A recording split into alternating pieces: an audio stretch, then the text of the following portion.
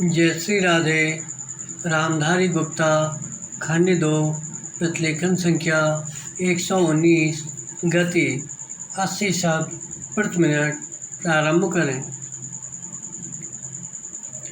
महोदय, आज की बहस के दौरान मैंने हाल की घटनाओं के प्रति जो चिंता देखी है, उससे यह आशंका प्रकट होती है कि यदि पड़ोसी देश द्वारा भारत पर हमला किया गया तो हम उसका मुकाबला करने के लिए तैयार नहीं होंगे। विराम।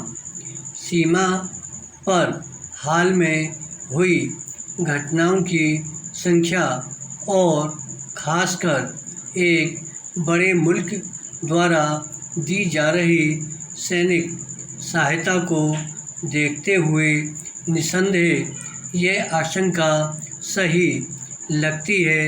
विराम। यह बिल्कुल सही है कि एक बड़े देश से आने वाली सैनिक सहायता से आज भारत की सुरक्षा प्रभावित हुई है और इसलिए हमें इस बात को ध्यान में रखते हुए ही इस स्थिति पर विचार करना है। विराम। मुझसे पहले जो माननीय सदस्य बोले, उन्होंने आधुनिकतम हथियारों और अच्छे से अच्छा प्रशिक्षण प्राप्त करने के बारे में कहा। विराम। इसका सही मतलब क्या है? मैं सोचता हूँ कि युद्ध के उपकरणों में जितनी उन्नति हुई है उतनी और कहीं नहीं हुई है। विराम। इसका नवीनतम और अंतिम उदाहरण परमाणु बम या हाइड्रोजन बम है। विराम। यही इस प्रक्रिया की चरम सीमा है। विराम।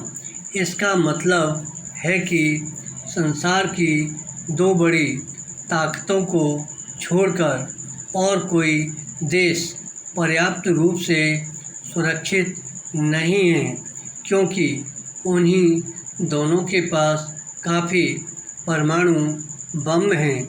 तब किसी देश की समुचित सुरक्षा की जांच कैसे की जाए? विराम। पैरा।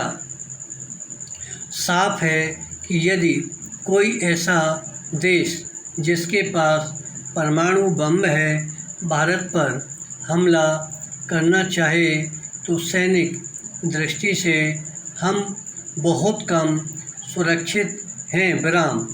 हो सकता है कि एटम बम के इस खतरे का सामना हम अन्य बातों से कर सकें, क्योंकि जिस देश में जीवन, शक्ति, ताकत और एकता है, जो देश आत्म समर्पण नहीं करेगा, चाहे कुछ भी हो, उसे कभी हराया नहीं जा सकता।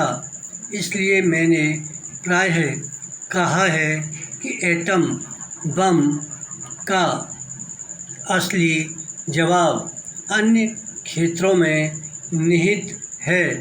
मैं ऐसा इसलिए कह रहा हूँ क्योंकि अंततः आपकी फौज या फौजी हथियारों का महत्व नहीं है, बल्कि लोगों की एकता की भावना का हर कठिनाई और जोखिम के होते हुए भी लोगों के जीवंत रहने की भावना का महत्व है। विराम।